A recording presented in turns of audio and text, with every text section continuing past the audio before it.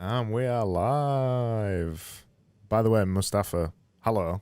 But Yeah, hey Craig, what's up? How's it going, man? I'm good, but I've got to begin with a compliment. So you probably have the coolest name in Mustafa.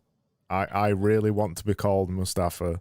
You sound so wise and so worldly, and I'm just called Craig. And what's worse about that is that every American calls me Craig, so I don't even get I don't even get my own name. Yeah, so I'm gonna start calling you Craig now. Oh, don't you start as well. Everybody already does. Okay. Even my girlfriend and things have started calling me Craig, just to annoy me. So Okay, so is it Craig or Craig? Craig, Craig. Craig, yeah, Okay, cool. Yeah. yeah. It's if you was to say it in kind of normal English, I guess it would be Craig, but Yeah. it's absolutely definitely not Craig. Anyway, this is not about me. This is about Yeah. you. Have you hit 4,000 followers yet? No. So I haven't. This is weird thing happening on Twitter all the time, where your follow numbers are like fluctuating for some reason. Yeah. You gain like I gain a couple of followers, the numbers increase, and then they go back down, and then they go back up, and then they like a number of followers disappear, all of a sudden vanish, and then I wake up the next morning, they're there, and I don't know what's happening, but yeah. So officially, I haven't hit 4,000 followers yet, but probably in a few hours. I was hoping it was gonna be whilst we're streaming here, or You never know. yeah, like or immediately after. Yeah, you never know. We're just getting started, so we have like some time before it could probably happen. Do we have live viewers right now? Yeah, we do. I Yeah. So I don't know. so so yeah. So everybody who's like viewing this podcast right now, go follow me. So how are you anyway? How's things? How's life? Things are good. Things are pretty busy. Working from home is not easy. So I have kids around. Like my twin daughters are 3 years old, and yeah, I have a 6-year-old son. They're being homeschooled right now because the schools are closed. So yeah, so it's. I've always worked from home, like even before I got married. But now that I have kids and they're growing up really fast, things are getting real, they're getting kind of difficult. Which is why I'm usually trying to burn the midnight oil and get things done after they go to sleep. So do you? I guess you're still getting up early though, right? Aren't you? To look Yeah, after yeah, yeah. everybody. I wake up, like, even if I go to sleep at 2 a.m. in the morning, I wake up at 5:30 or 6 in the morning, and then I have a nap at 9 or 10 for an hour. Yeah. So my sleep, like, it's been a long time since I have had that sound sleep. So, you know, sound 8 hour sleep. Wow. I guess you just get used to it though, right? Yeah. I mean, I was never a sound sleeper anyway. So yeah. And I've been told I need to ask you how you drink Yeah. your tea. So how do you take your tea? Uh, so the tea I have every day in the evening at 5 p.m. Uh, is your regular tea uh, with milk and sugar, and it's the best tea because I live with my parents, so my mom makes it for me. Oh, Yeah, so like a little so treat every day. yeah, she never misses it, like every day. Oh, that's nice. Yeah, Yeah, I drink one cup of tea every day, but I've got to make it for yeah. myself on a morning, so it's not Uh-huh. special. I was never into tea or coffee. I'm still not into coffee, but like my wife drinks a lot of tea, so I had to give her some company with that. Yeah. Yeah, so So that. Yeah. I've called this episode audience building and the Hmm. creator economy, and Wow. yeah, so we kind of that's a big wide topic, but particularly when I'm talking about audience building, what I'm really talking about is like Twitter, and Right. I think Right. that's obviously where we met first of Hmm. all as well, Yeah. and I think you probably agree that Twitter's your main thing right now, isn't it? Yes. Yes. It is. It is. It is. And how what do you think makes Twitter so special? Why did you start with that? What makes Twitter special to me, or in general? Well, to you, yeah. What makes it Yeah. special to you? Um. So, like, if we go back, I was so I've been freelance writing for more than 10 years now. Like, I've been freelance blogging for more than 10 years. I've never did that for myself. um, I did try starting a blog back in 2012, but then I couldn't do it for long. Mm, So I've been doing it for clients, mainly digital marketing agencies in the US. So I manage their company blogs. I'm not doing it for a few months, but I've been doing that for a real long time. And so I've written a lot of content on social media marketing, like a lot of blog posts on social media, and I used to write so much about how Twitter is this amazing tool that every business needs to use, and it's like the most what do you say is the most appropriate tool to build an audience and connect to your tribe. And mm, but the weird thing about that was I was writing that not out of personal experience, but the research I was doing. So whatever I read out of my research, that's what I was writing. So every time I wrote about Twitter, I was not enjoying it because I did not understand the platform. Like, I did not know like why it works for people, why, like, it didn't make sense to me before I used it, like in those days, like in mm. say 2015 and 16. It was pretty popular back then as well. But so what didn't make sense to me was um, how do you keep up with thousands of people, posting content like in a single feed? How does that make sense? Like, Yeah. are people wasting time on it, or it's just Yes. like it didn't make sense to me technically. So, and that was only because I wasn't using Twitter.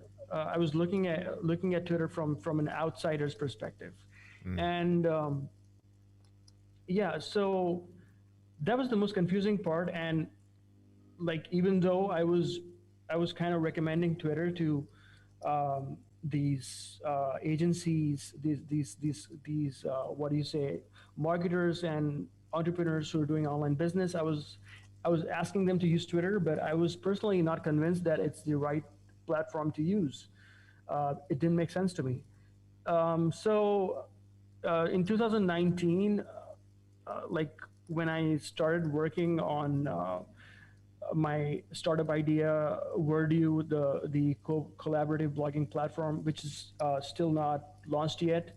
Um, so when I was working on that, I realized that I had to build a relationship with these influencers who are going to use my platform, uh, you know, so Mm. that I can take it forward.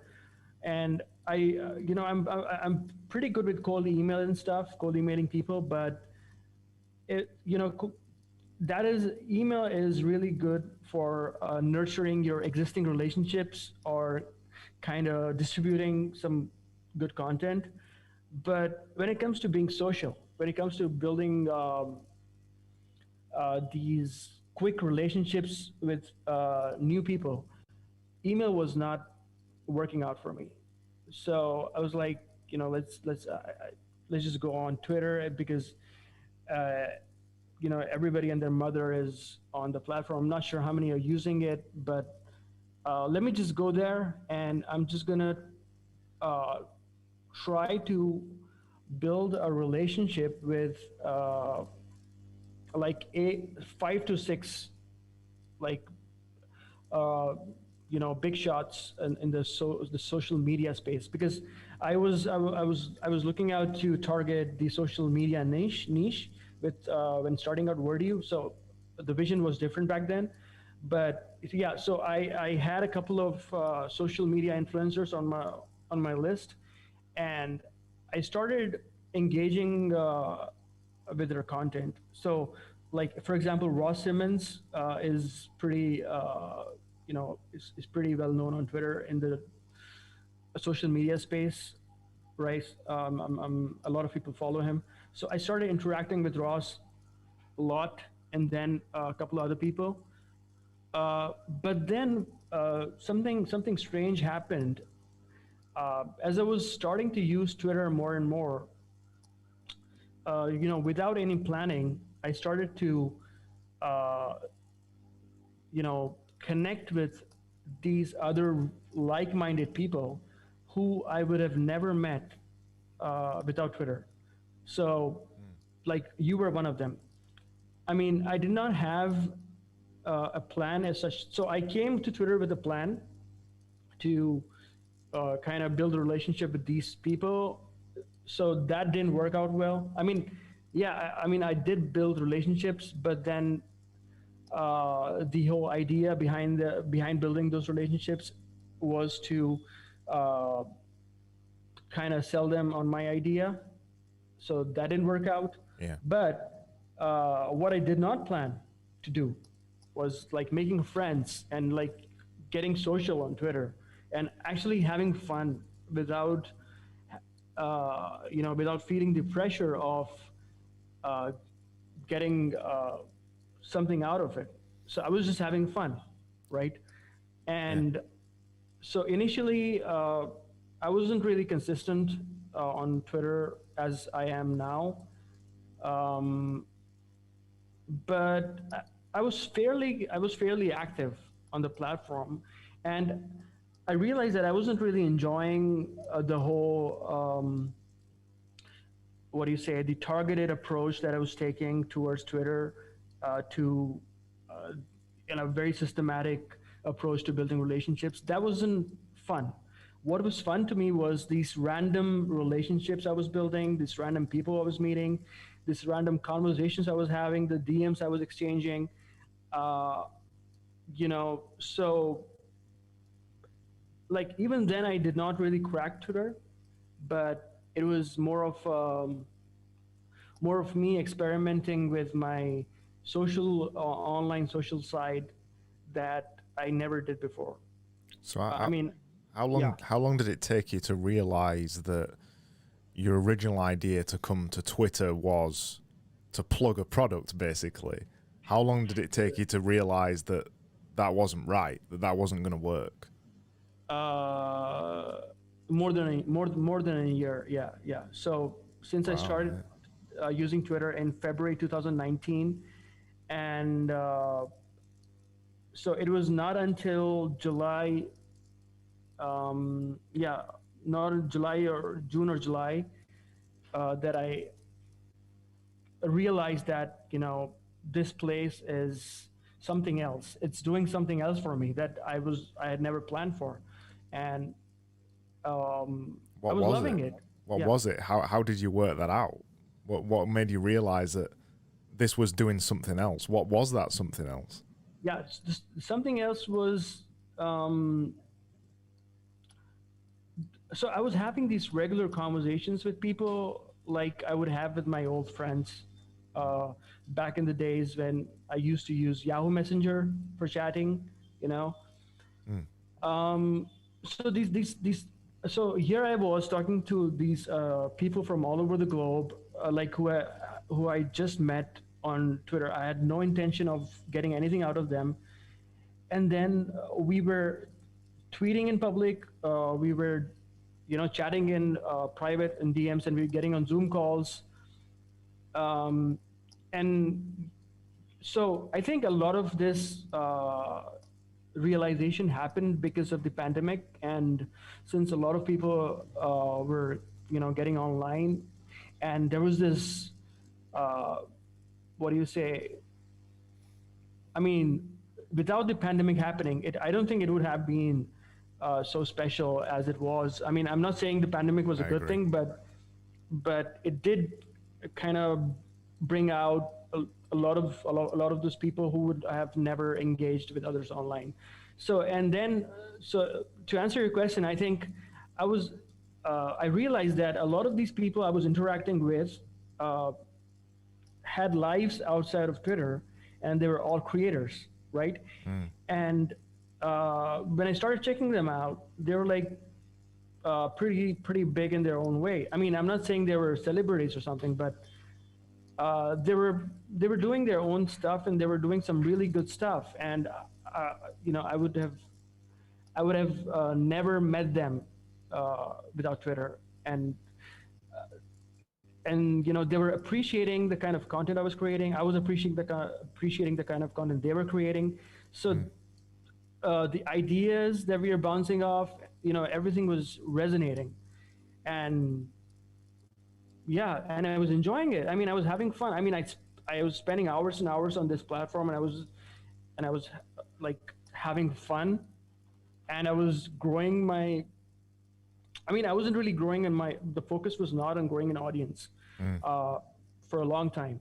Like even until say November or December of 2020, I was not really focused on building an audience, but I was loving the whole aspect of you know making these new friendships, Yeah. uh, and I was enjoying that part.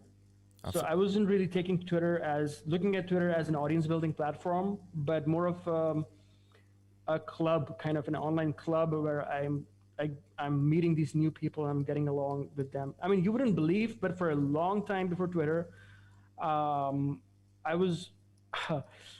was, I was going through this phase of depression, and I didn't have many friends, and I always um, wondered if that could be a social place online where I could just go meet people and talk to people. I just didn't know it was Twitter. mm. Like I thought that my mind was always going towards those online forums and chat communities and stuff, but it never went towards Twitter. So this was very accidental. I mean, what's happening right now with me?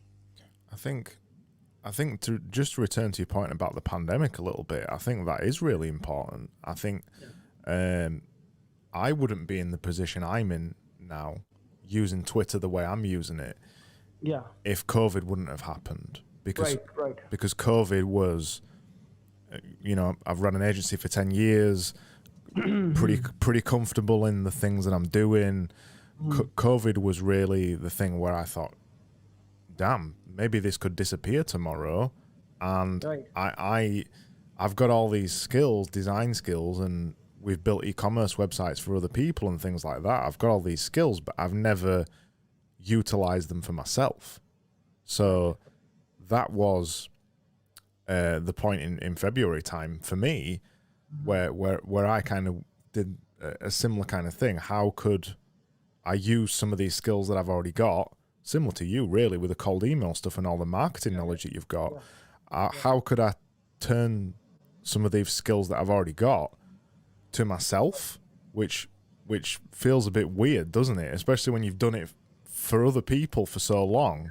Yeah. It's like weird to start marketing yourself rather than businesses or clients. Right. Um, I mean, to me, like like I said, I wasn't really focused on uh, using my skills to sell stuff on Twitter for a long time. I think it was December, uh, mid December, when I like randomly asked people if they wanted to buy my cold emailing ebook. But before that, I think um, the value I was deriving out of Twitter was mainly, you know, it was. So let me put it this way. So I was missing this social action in my life for a really long time, Mm. and I felt that this gap was getting filled in a really unique way by just me being on Twitter and just me being myself. I mean, I wasn't doing anything special, right? I wasn't planning or strategizing on what to tweet or who to befriend. I mean, I was literally going out there and I was like, if I found someone interesting, right, I would just go Mm. tweet them and say something like, "Hey, let's be friends," and they'd be like, "Why not?" So, Yeah. um, I think those skills that you've I got mean, though as a yeah, cold email guy, those skills that you've built all those years, even if you weren't necessarily consciously using them, they were helping you build relationships in a very real way on Twitter. yeah, you could say that. I mean, so I shed a lot of my inhibitions when I started cold emailing back in 2015. So I was, back in the school days, I used to be this really introverted guy who would never speak to anyone, who would not go on stage. So I remember going out there for this. Um, there was this. I had to give a speech on the stage, and when I was in like eighth grade or something, ninth grade, and I stood there for like 10 minutes. I couldn't speak anything, and I Mm. had like stage fright, and I just froze. Um, but then for some reason that when I started interacting with people online, and I started working with clients, and when I started chatting with people from all around the world, I mean, even before Twitter, so that kind of indirectly affected my stage fear in a positive way. It disappeared, and I started shedding. I became this extremely extroverted person, Mm. which I was not. So Twitter is perfect for people like me. I mean, not just introverts, but it's perfect for people who are extroverts and who have this energy inside them, who just want to talk to a lot of people, you know, but they don't find them in real life. So, I mean, where else you could talk to like 50 people in a day and 50 new people in a day without being awkward, right? So, Yeah. uh, I think that was one of the primary reasons I was enjoying Twitter, was because it was helping me leverage uh, those skills or those traits that I had developed over the years. Mm. Uh, in a different way, like in a social way. I think it still amazes me now that I can chat to somebody on Twitter for a bit, and Yeah. then you DM them and say, do you want to jump on a Zoom call or whatever? I could just, I'd be like, hey, Craig, I'm sorry, Craig, you know, Don't so push I'm it. here. Let's catch up. I mean, so I have this network of friends all across the globe who are ready to kind of catch up if I happen to visit their place, their country or city. It's So amazing. Yeah. that never happened. That could have never happened in any way before. You were this new unknown person in a new unknown place, but now you have someone who you can call friend, and who could probably spend time with you and show you around and stuff. Which was, I don't think that would have been possible without things like Twitter happening. Well, I know even from when I was using Twitter way back in like I don't know, 2015 or 2016 and things like that. And I used to go to design conferences and stuff. Even then, the people who I'd only ever tweeted, we'd only ever talked on Twitter before, you meet them in person and it's like you're old friends. Yeah, yeah. It's amazing, and there isn't anywhere else like that.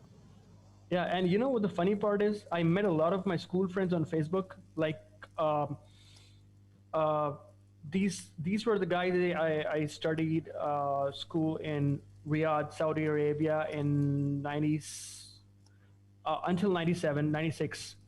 And I met all of them on Facebook in 2012 or 10, like 15 years or 16 years after we met last.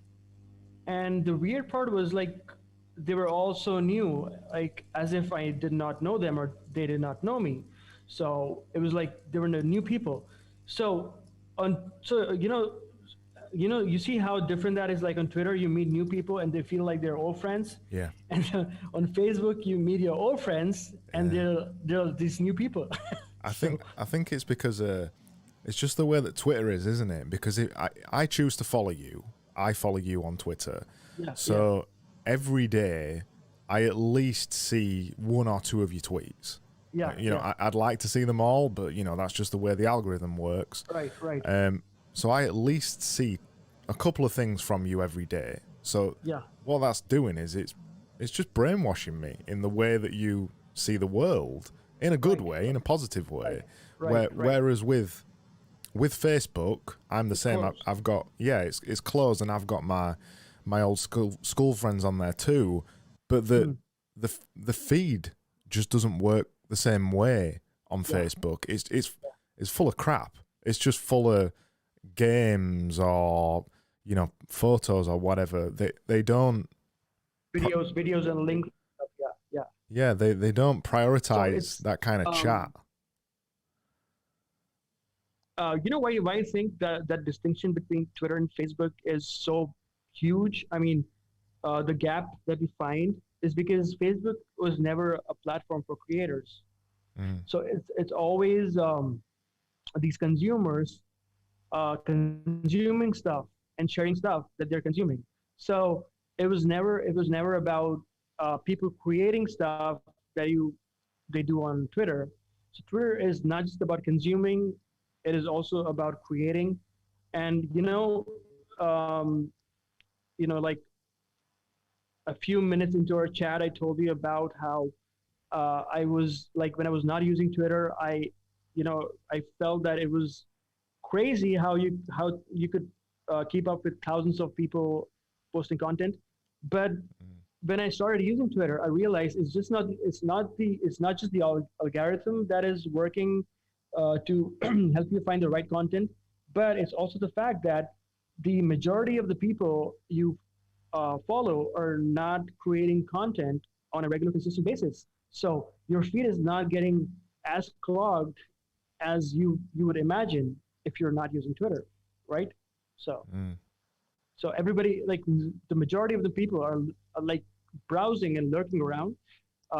They're not creating content as much as they should, or the consistent content creation that should be done is being done by only a few handful of people, because obviously it takes work. I mean, it's not something that it just happens. It's like you have days when you don't want to tweet, you have days when you don't want to create content, but I have those days. But then I make sure I put out something at least 5 or 6 times a day, because I wanna number one, I wanna make sure that people see me as a consistent creator, and second thing, I know the algorithm favors users who are creating consistent content as well.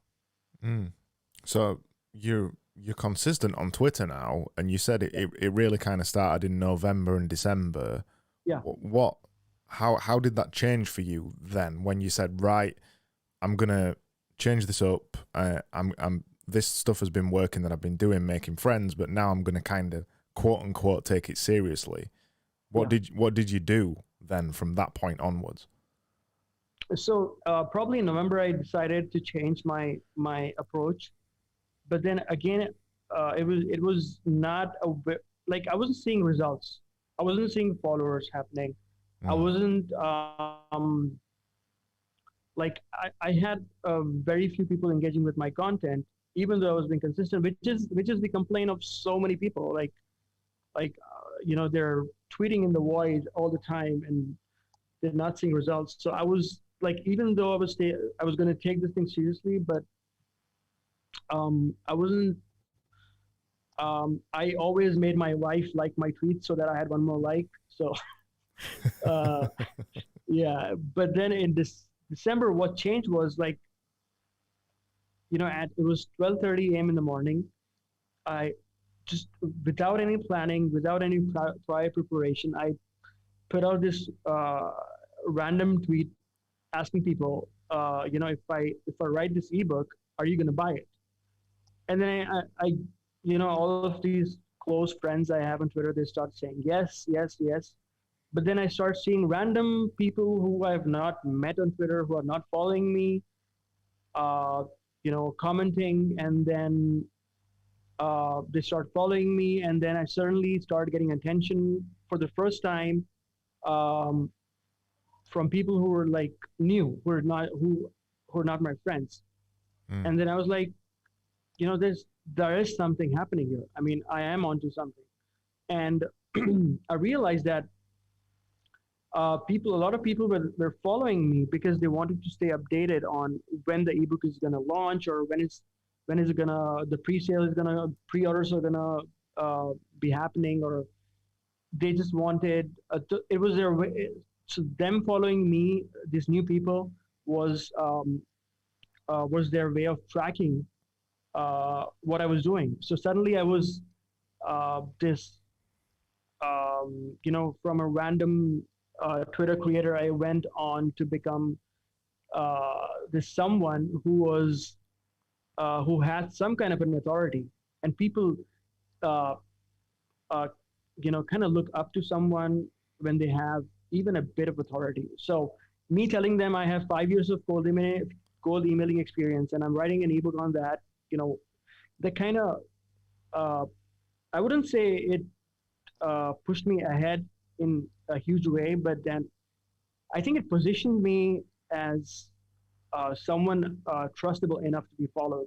So, so that's when I realized that if I want people to kind of trust me and follow me, I need to be authentic in every possible way. I had to take an authentic approach Mm. to my Twitter growth, rather than just ranting or putting up random tweets and expecting people to follow. So uh, for a period of like 2 months after that, I went heavy on um, letting people see what's happening behind the scenes.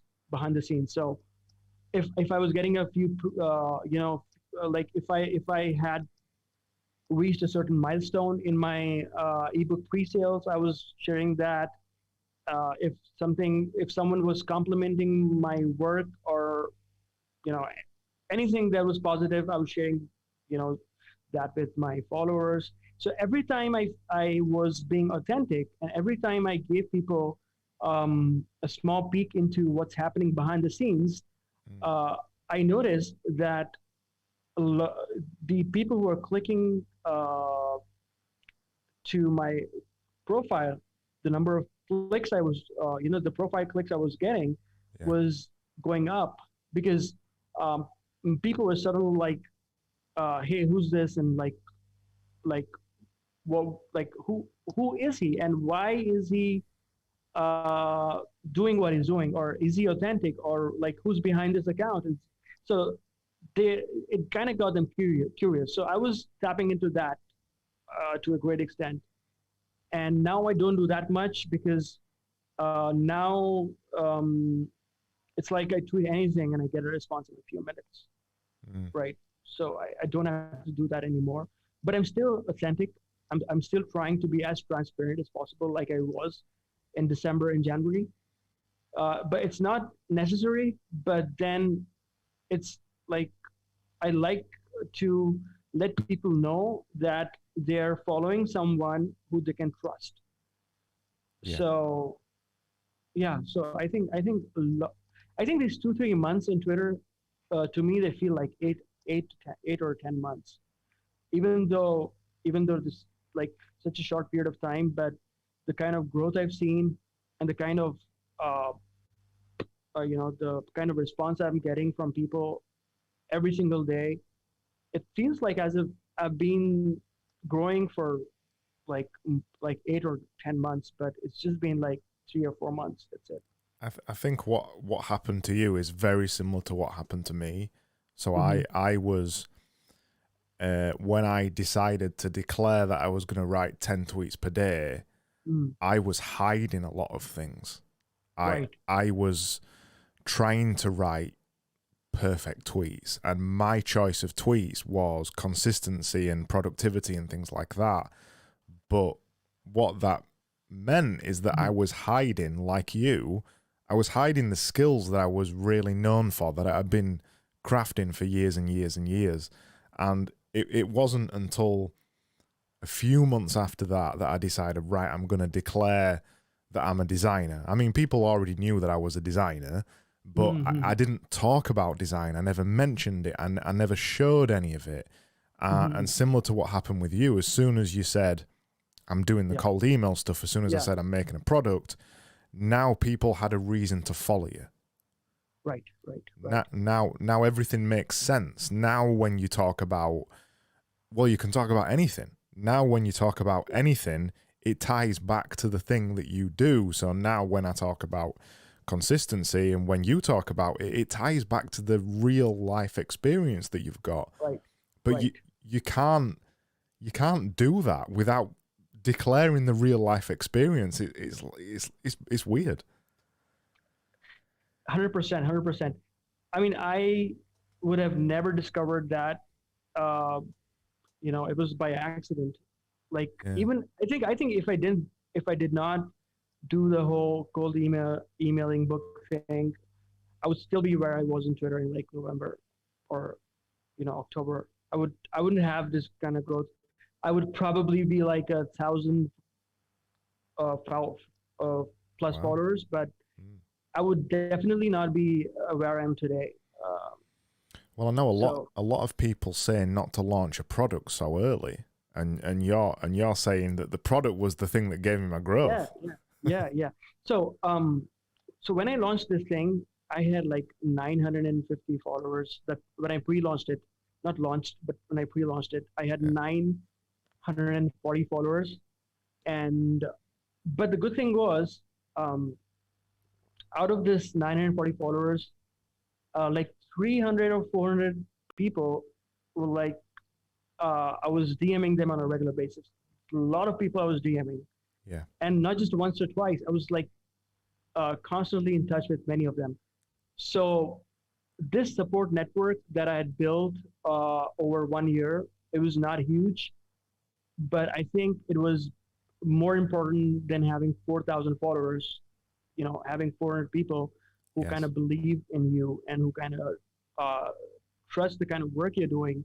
So these people were always rooting for me in the DMs, and now they had a way to support me outside of, like in the open. And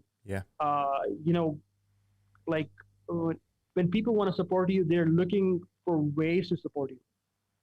Right? When they like your work, they're not just rooting for you. They're not just cheering you up or cheering for you verbally, but they're looking for ways to kind of make your life easier because they like you so much and they want to support you. So I had a few friends, not friends, but like people who admire me on Twitter.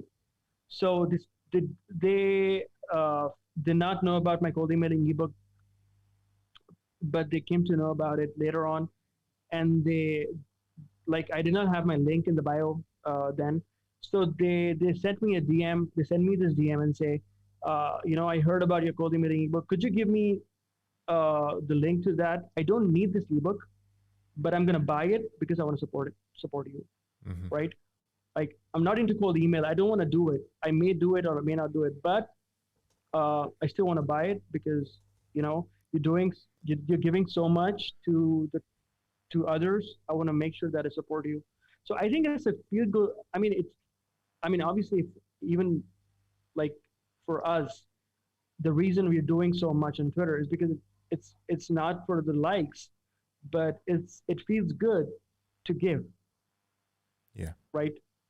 So when I'm talking about the creator economy, I'm not talking about me taking advantage of the creator economy.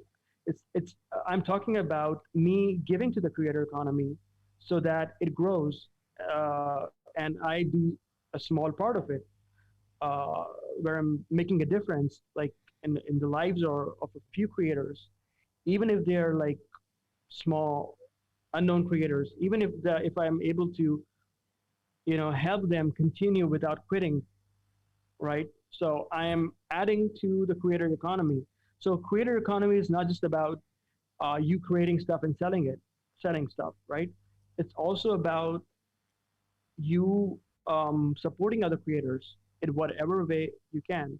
And as a creator, when you're supporting other creators, you're doing what a creator does best. You're giving, and that feels best, right? Even if you're not taking money for it, Yeah. you are earning this loyalty from people. You're earning their trust. You're earning their admiration. You're earning so much, which is, I think, it's more than money. I, What do I you think? get I get more joy out of seeing somebody I follow on Twitter finally making a product and me getting the opportunity to buy it. That's Yeah, I have seen Satya, uh, the guy who's uh, started not as a designer, who's in your, I think, you know him, right, Satya? yeah, Satya and Daily Visual Yeah, community. yeah, Yeah. yeah. So he was not a designer, and No. I have seen him not in pub. I mean, I'm sure he's talked about you in public as well, but like in our private conversations, we have this small little group on Twitter, and I have seen him talk so much good stuff about you. Like he sees you as your mentor, and I mean, knowing that you changed Satya's life, I think that's enough for you Yeah. to kind of feel good about what you're doing. Yeah, I mean, absolutely. That's what it's all about. If I can give, and honestly, I haven't really interacted with Satya that much. I've interacted him in yeah, DMs and things like that, and I helped him when he wanted to sell his first design work in a client type relationship. right, Um, but that's really what it's all about. That's the whole creator economy thing. It's about exactly. giving people the opportunity to do what they love. That's what it's all about. And if I've got So that knowledge to give, I'm gonna give it. right, so you helping Satya do that is like, I think that's the biggest part of the creator economy. It's not about people making millions of dollars selling their own stuff. I mean, that is important as well, the money thing and everything. But then, like, as human beings, if you're not exchanging value, if you're not giving value to each other, then I don't think the creator economy would survive without that. Yeah, I think Satya is a great story and proof of how the creator economy works. So we've Yeah, mentioned the creator economy a million times, so you should know what it means by now. We've been talking about it, but it basically people who are making digital products, usually maybe physical but digital as well. yeah, And Satya is a great story. So I set up as a quote unquote creator myself. I set up Daily Visual, which is a community of people just making visuals every day because that's what I enjoy doing. Some people joined it. Satya was one of them, and right, he wasn't a designer, and I kept pushing him to, try Figma and just keep going, encouraging him yeah, and things like that. And he's continued, and now Satya, and I know he's had a couple of clients, and he's also working on his first product, his first Gumroad product. Uh, yeah, that's yeah. the full circle. That's what you want. Yeah, so he went full on, like right from not being a creator to being a creator who's gonna make money from his creation. That's amazing. I mean, I think I think by definition that is what a creator economy is, and I feel privileged to be a part of it because I've always created this content for clients, and I forget about it because I got paid for it for the Yeah. time I spent. But then my creation was living on someone else's digital property, Yeah. and I wasn't proud of it. Like even though I created the content, I wasn't proud of the work I was doing because like I was selling it off for money, and I wasn't getting the satisfaction that creators should get out of it. But now, like the kind of money I'm making with my ebook is not huge, but the money I've made until now is definitely something which I would never have made by writing a ghostwriting an ebook for a client. It's triple that what a and it's continued to give, it's gonna continue to earn me for a long time. I just got a DM yesterday from someone asking me if I could sell them my ebook as a product so that they can give it away as a free lead magnet. I was like, hell no. I'm not doing. I've been doing that for like 10 years. I've been, Yeah. I'm not doing that again. I'm not selling my thing as a product. I'm like I'm not giving it away for like I'm not giving 100% rights to my thing. I mean, if you want to buy it, like if you want me to write an ebook for you and you're gonna pay me money for that, maybe we could do that. But I am in no way going to sell this thing to you so that you could give away my 5 years of experience, for free as a lead magnet, So Yeah. I think that's it, isn't it? That's what it's all about. It's the creator economy is finally putting the ball in your court when you've spent all these years, or in some cases like Sathia's case, a couple of months. yeah, You spent all this time acquiring these skills, and previously the way that the whole relationship works is you just sell those skills onto the highest bidder. So yeah, I design for a living. A client comes to me, they ask me to make a thing, I make a thing, they get it, and I don't get anything after that. And I think the whole creator thing that's so fascinating and so empowering is that the control is now in my hands. I make a thing and I own that thing, and that can never get taken away from me. And I think right. that's what's so appealing. That's what's so appealing about it. Last year on Gumroad, I made, I don't know, $2,000 or something like that. It was barely anything versus how much I make as a designer, but that money is just way more special. There's just something special about that. Yeah, you don't want to spend it. No, because I made it, and it's people Yeah, who are buying into me that value me enough to to buy my products, which is weird, right. but it's a weird relationship, but really nice that people buy into you that way, and I think that's really what it's all about. It's taking control of your own skills, I think. I, I think a better way to look at it, or better way to put it, is you have this thing you created, your creation, and you do work for someone else. You sell your time and you get paid for it, and you're done, and you're back to square one. But Yeah, when you have created this thing, your own creation, it's not only special because it's your own thing, and you know it's something that you built and you own, but that creation is going to keep creating for you. You know, you created that creation once, but that creation is going to keep creating value for you in terms of money yeah, for a long time to come. So let me. So it's like your creation is creating for you once you've created it, yeah, right? I mean, so that's. I mean, if you think about it, I mean, I've written so many like uncountable articles for clients. Like I have absolutely zero satisfaction in that, work. I mean, obviously I'm not being someone who's uh, not showing gratitude. I mean, of course, I'm thankful to my clients and the work I got and the money I made. I mean, I like that. I mean, of course, I'm thankful for that. But then it's just that you're, uh, you're in this constant cycle of production, or you could say you're in a constant cycle of creation without feeling like a creator, right? Yeah. You're constantly creating for someone else, and in spite of that, you don't feel like a creator. I mean, how bad can it get, right? I mean, I love working for clients. I still love doing it.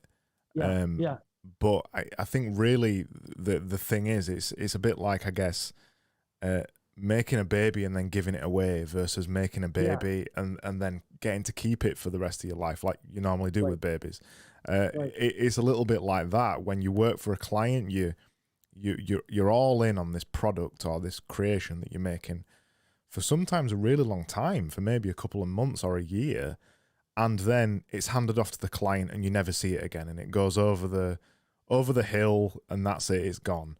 Whereas when you're making for yourself, when you're creating a product for yourself, you make it, you nurture it in exactly the same way, then you release it, but that's only the beginning of your relationship with it, and it continues to stay with you all of that time. I really love that idea as well that you said about when you create something, it creates for you as Yeah, well. And yeah, I think I'd probably put a further point on that as well, that not only does it create for you, somebody else consumes it too, and then they want to go create something too. So wow. you're in this like creation inception that just continues to go round and round and round. It's really Yeah, beautiful. it's to suddenly feel like a Leo, so Leonardo DiCaprio in Inception. So another thing which I want to share with you is, so when we're talking about making money with your creation versus making money with your clients, with your client work. So I want to make money. Uh, like a big reason for me to make money is to give it away to people who are in need. Like I'm big into charitable stuff. It that gives me satisfaction. So by nature I'm really I live a minimalistic life. I don't own a lot of stuff, so I don't like to buy a lot of materialistic things. Mm. So for me, giving money away is important. But I found that when you sell your time, it gets difficult to give that money away because you've sold your most important thing, which is your time, and naturally you want to hold back to that. Yeah. But when you're selling a product and when it's making money for you, it's easier for you to give that money away because uh, you did not sell your time to make that money, and which makes it uh, so much more easier for you to uh, give money away to people who are in need, and then uh, since your time is limited, you're going to make limited amount of money. Again, that stops you from giving. I'm not saying that you people don't give away money who are setting their time. I mean, I'm sure they do. I have done that, but like comparatively, it's more difficult when when you make money by selling your time, and then you're asked to give that away, even if it's for a good cause. You kind of it's not easy. There's Uh, also a cap on it too, isn't there? There's only yeah, so much money you can make from your exactly, time because exactly. it's limited. Yeah, I mean, Bill Gates would not be able to give away billions and billions of dollars in charity if it was just one of those software programmers working for on an hourly basis for a company, right? I No. mean, so yeah, I mean that's a that first personally for me it's really important to consider that the giving away part. Yeah, I, I never even considered that, but yeah, it's a really valuable point.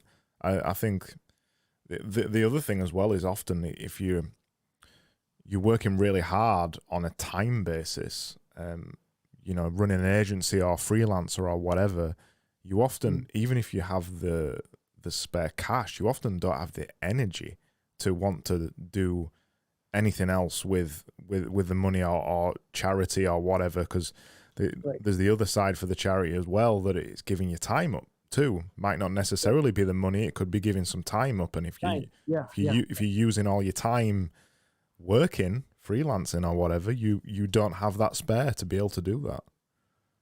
And then maybe you get into this whole saving every penny, saving a lot of money because you're selling your time. The money's valuable. You keep saving and saving, and you don't even spend it on stuff you want to spend it on, that you want to, because you feel that money is limited because your time is limited, and then you save for like a long time, and by the time you are kind of ready to spend it, you don't have the health, or you don't have the mental capacity or whatever to make the most of it. So I think that's another thing that people should consider when they're saving their time, is because I have seen people who are like huge into, I mean, I'm not saying saving money is wrong, but like, penny pinchers, like people who are saving money in like the craziest fashion, they are selling their time. I've never seen a business guy do that. I've never seen a person who's selling their products being so stingy about their money as someone who's selling their time. I mean, I'm not saying that everybody's like that, but I've seen a lot of people who are like, I mean, it's their hard-earned money. It's called hard-earned money for a reason, because they're selling their time, which is not easy to sell, and you, like, once you sell it, you don't get it back and stuff. So, it is a hard thing. The whole thing about selling time versus selling products that essentially make you time. I've built a career. I've spent my last 15 years selling my time, right. And it was only, probably last year. It was last year I sold my first thing ever online for myself and made some money. And once you open that Pandora's box, there is no going back from that, and you realize instantly the inefficiencies of selling your time for money. It's not that I don't see it as a bad thing as such. It's often framed on Twitter as a 9 to 5 is a bad thing, or selling your time is a bad thing, or you need to divorce your time and income, as Jack Butcher says. It's often sold as maybe a bad thing, but really the way I came to, and the way I try to embody it a bit more now, saying this still running an agency, is that it's just inefficient to sell your time or over a long period of time. It's just inefficient. Right. And it's like, after you spend so much time selling your time, like we did, and once you jump into being a creator, you're not completely over the mental barriers that you have as someone who's used to selling time, which is why it's so difficult to sell your product at a good price, which is why it is difficult to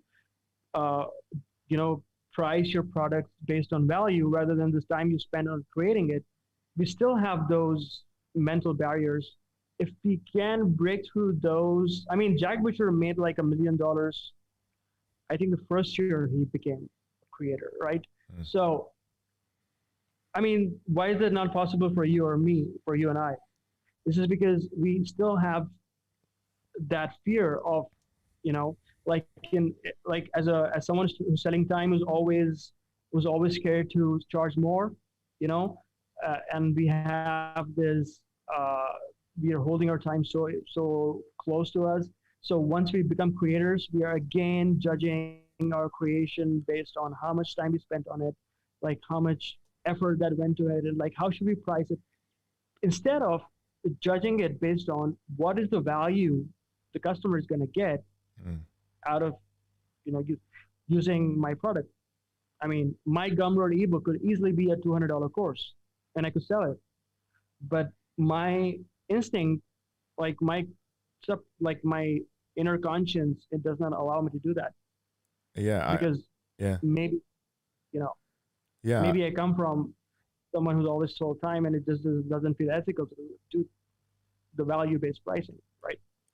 yeah, completely agree. I had a conversation with Tom Hurst about it on the last on the last podcast about how how hard it is selling products versus selling services. It's very easy when you've done it for a long time to sell services versus sell products. And the way I'm looking at it now is that I've spent 15 years making all the mistakes of selling services, of pricing services. Now I'm really good at it. I can sell, like 12, 24, 50 grand's worth of service very Hmm. easily in a meeting, but I Hmm. can't sell a product for anywhere near that, like nowhere Yeah. near. And I feel guilty charging like $20 for a product. So so Right. so now Right. all I'm doing is I'm starting from zero with my experience of pricing again. I've got to learn how to price products the correct way, and it isn't just learning about. Obviously, I could just say, right, this next ebook I'm making is going to be $500. It isn't just about the price. It's about the mentality of that price and Hmm. learning that I am worth that, which is silly when I'm like a professional designer, but it's learning your worth all over again in a different medium. It's so weird, really weird. It, it is. It is. I think the best solution for this, Craig, is to stop assuming what people are going to spend, or how people perceive your product. Is just to go there and test a price point, and if you find a lot of people buying your product at that price, try increasing it a little more, and test it out with a small group of people, and then see if they buy it. If they're buying it, then you could just keep on increasing your price based on the conversion rate you're getting, instead of just because if you only go with your gut feeling, or if you only go with your instinct, it's never going to allow you to charge the right price. I think you need to stop. I think we need to stop doing that, and instead take a more real approach by testing it out with a group of people, the price point, and see how they if they're buying it or not. Because in our mind, that price may be high, but then when you actually go out there and start pitching people, they might think it's peanuts, right? So Mm. Yeah, yeah, I agree with you. I think uh, for me, I'm still so young on the whole creator experience. It's still less than a year since I made my first product ever. It's still a learning process. The next thing I'm releasing, which is mhm. the new book, is the highest price thing that I've released. I think it's $40 or something like that, which is still not high, but it's the highest thing. So I'm going in the right direction. It's just it's just about working it out. I think it's just Yeah, experience and understanding your worth, maybe valuing your worth a little bit more. I uh, right. so I'm going to switch gears and I want to just ask you this question. This is completely different, and this is about Twitter. I want to ask you this Hmm. question before we finish because it's been like an hour and 10 minutes already. I can't believe it. Um, I want to just ask you this question from Alex, just quickly. He said he was curious about your Twitter content creation process and how much of it is scheduled and automated versus how much is it on the fly. So, how do you write tweets, basically?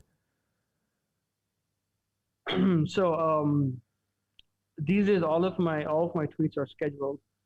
Um, I mean, I write them on the fly, but then I don't tweet them on the fly. I save them in the drafts section, um, Mm. and then like I sleep on them, and you know, I come back later and see if they still resonate. Then I schedule them for like the next day, or it's so I'm right now I'm tweeting like every 2 hours, 6 or 7 tweets a day, Yeah. every two hours. Yeah. And all of these tweets are scheduled using Twitter's native scheduling tool. I don't use High Fury. Um, yeah, so my drafts folder is like always filled with so many, like it's the graveyard of my tweets that never went out. So yeah, I write a lot of crap, but I don't tweet everything, right? So Yeah. I try to sleep on it and see if I can feel that. So I now have this intuition of, I'm not saying that I still know what's going to work or what's not going to work, but I have this certain intuition, which is not always right. It goes wrong sometimes, but it tells me whether this tweet is worthy of tweeting or not. But then that doesn't happen right after writing. But then I have to wait like a day or two Mm. uh, to to kind of see if I feel. But there are some tweets, they're instantly winners in my eyes. Like I have this a strong gut feeling saying, you know, I have to tweet this right away. I'm not scheduling this. This is the stuff people are gonna like, and it happens. Like they do like those tweets Yeah. because they're not planned. They're written like I look at these tweets as a reader, right? Like if I was a reader and if I was reading this tweet, would that surprise me? Would that make me go, wow? Would that teach me something I did not know? And like if I am getting a yes to all those answers, I tweet that right away. And and some tweets you don't even have to ask those questions. You just know it. You just know it. You know, you just know it.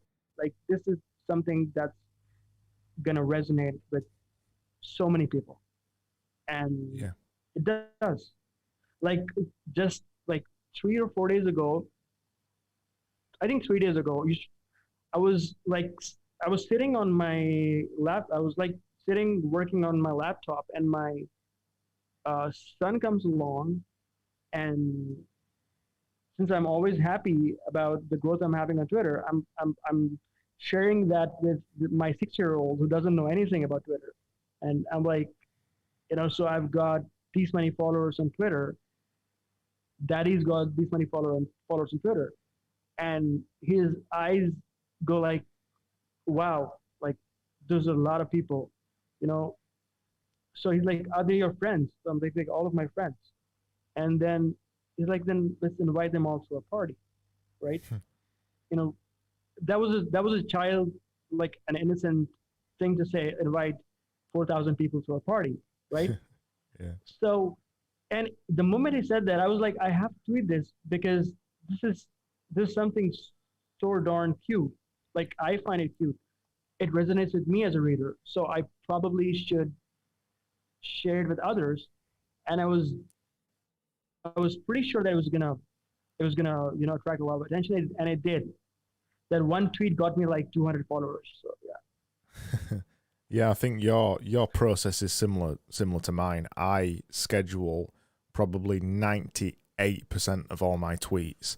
Whenever I get an idea, I in Hype Fury I just schedule it, and I kind of use that as my drafts, and I just revisit it every now and again. There is a drafts function, but I don't use it. So I Mhm. queue up most of my tweets, and then there's just that occasional idea that you get. You think, I need to tweet this right now. This needs to be tweeted right this second. Yeah, Usually because you're yeah, just yeah, impatient. You don't want to wait to see whether it does well or not. You're just like, I need to do this right yeah, now. yeah, And then that's yeah. the only time that I tweet quote unquote live. What I try to do the most of all, I don't know if it's the same for you.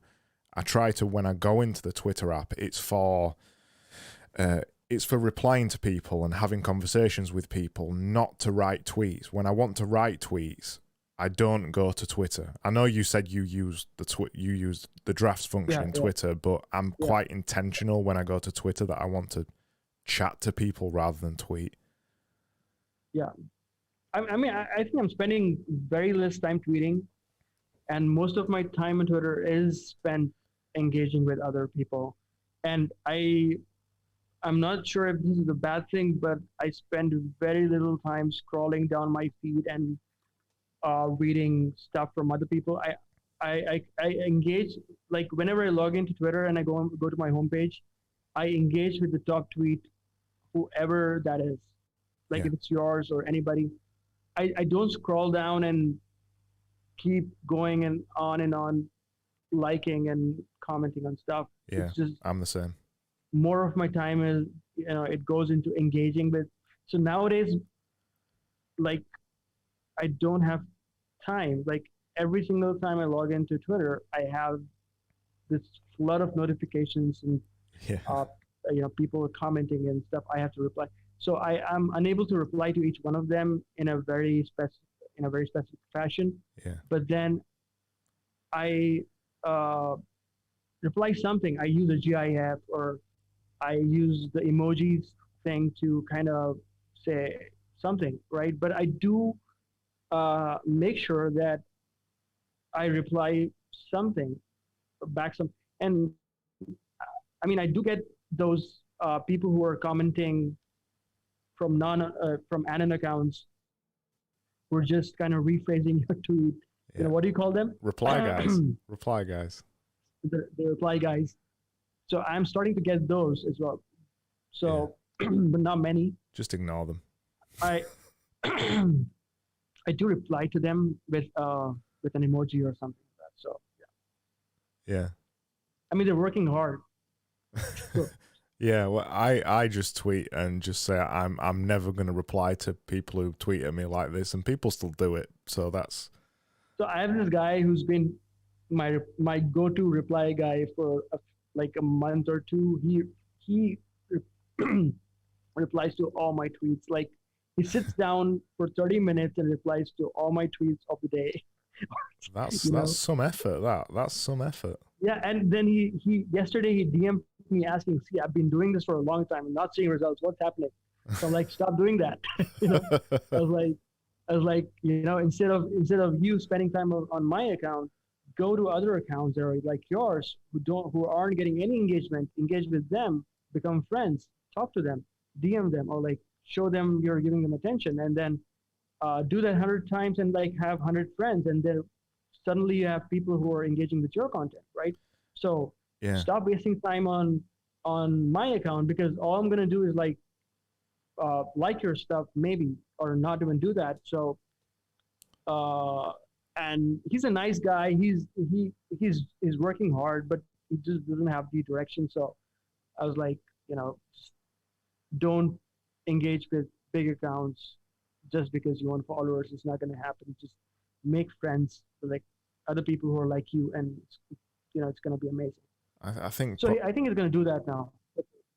Yeah, I think probably looking back on it now and all the things that I tried when I was first trying to grow my Twitter account, I think the two tactics really that stick with me still is building friends and having a personality as well, being authentic, whatever that means. I call it consistent personality rather than authentic, but being yourself, having a personality. People want to follow people who are human, who are not perfect, who make mistakes, right, who show what's going on. They don't want to follow a Naval. A Naval is a Naval. You're not going to be a Naval. Just be you, whatever that is. Like being big and Naval is a waste of yourself. And I think besides having a personality, like you said, it's also important to have a style that people can resonate with, like a certain way of tweeting. So right now I'm being known by a lot of people as this guy who tweets like one-liners or really concise, short tweets with meaningful, message. Yeah. Like I don't copy that from anyone. I try to take really elaborate messages and tweets, and I try to condense them in a few words because brevity is super important on Twitter, and people are loving that. I mean, I see myself as positioning myself as someone who's able to do something that is difficult for a lot of people, which is to uh, condense information uh, and create these concise tweets that people don't have to spend time reading, but they get the value out of them. They get the message. Mm. I go the complete opposite way. I'm just verbose and just write about 5 tweets, and usually 3 of them are crap but funny. Yeah. I just go the other way. I do that as well, but those tweets go in my drafts, not on Twitter. Yeah, I'm long past that, Mustafa. Yeah. I just tweet everything. I don't care anymore. It's people Wow. people I come for mean, the lols. That's what it's all about. well, I mean, there's nothing wrong in that, Craig. But I mean, personally, I feel that um, being strategic is important if you really like. I'm sure a lot of your tweets have value in them because they get engagement. But then I think if you get more strategic with your approach, um, you know, like take every tweet and retweet tweet seriously and ask yourself, is this gonna add value? Uh, is this gonna help someone, or am I just ranting just because I want to let it out? Am I just tweeting just because I feel like it, or is it gonna help someone? I mean, this is not easy to do every day, but then I realized that since I have become more strategic and I would say more um, thoughtful about the kind of content I tweet, it's it has worked in my favor. I mean, I'm not saying what you're doing is not working. It's obviously working, but then uh, if you could focus more on the value part rather than just putting everything out, and probably you could just sleep on what you write for a day or two, and come back and see if you have the patience to rewrite that into a more concise tweet. I think your audience loves you, man. I mean, I've seen people love your content. I mean, I'm pretty sure they're gonna appreciate if you could take it the extra mile. I mean, I would love it. I would love to see that from you. So No, I really appreciate that. I mean, I'm over egging it a little bit. I sit down and write 8 to 10 tweets every day. Most of them are not just random top of the head stuff, but I make it look like they are. yeah, It was a thing that I changed quite a while ago. A lot of my tweets were quite dry, so whereas you're trying to condense them, I went the other way. I was writing condensed tweets and not really having much of an impact with them, and I started just making them a little bit funny or a little bit more me. Really, I don't take myself seriously, so that's where I was going. Still providing value, but providing a bit of humor inside things as well. And I found that style, it resonated more with the way I am. Again, I don't take things seriously, and it seemed, as long as it makes you happy. You know. that's all it's about at the end of the day, isn't it? Whether it Yep. makes you happy or not. And the question I want to ask you is like if you're being brutally honest, are you tweeting for yourself or are you tweeting for your followers? Like, If I was tweeting for my followers, I wouldn't write so much crap. Uh, so yeah, if I was being 100% intentional about it all of the time, I wouldn't show a lot of the stuff that I show. Like I tweeted a video of me making a cup of tea this morning. I wouldn't put that kind yeah, of stuff I out. love that. But Yeah. I realize I made a decision quite a while ago that I wanted to. Gary Vee talks about building a TV channel, building a TV channel of your content. And I made a decision a while ago that I was going to make loads of content. And if that was going to be the case, I was going to kind of show everything, basically. Not quite everything, but a lot of things. That means that I have long-form conversations like we're having on a podcast right now. I make visuals, I write tweets, I occasionally write blog posts. So I make a lot of content that shows me, really.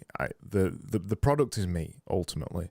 So that means I have to show a lot of random kind of bits and bobs. I'm doing a lot of things. I'm not particularly focused in a lot of them. That's me. That's the way I am. So I think that the best part about that is that you sleep well at night, and because you're so authentic in your approach, you're doing the right thing. You're having fun, and you're not being fake. You're not trying to put up something that you're not.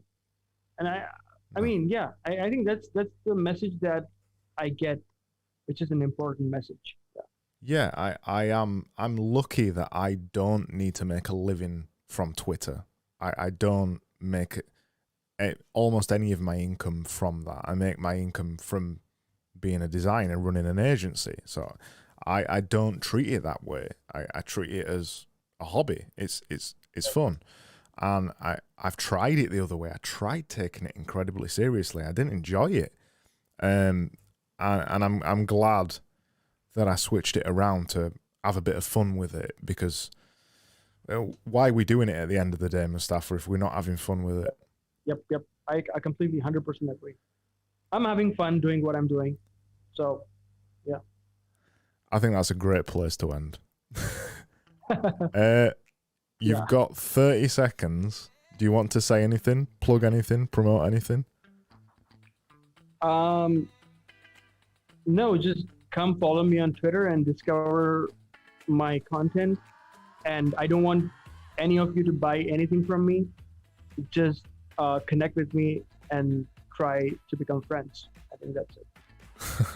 I love it. You're so authentic, Mustafa. I'm really glad I met you on Twitter. And same here. Likewise. Yeah, just keep up the good stuff, and I guess it was amazing. It was amazing talking to you. We'll chat again on Twitter in probably like 10 minutes. Yep. Talk soon.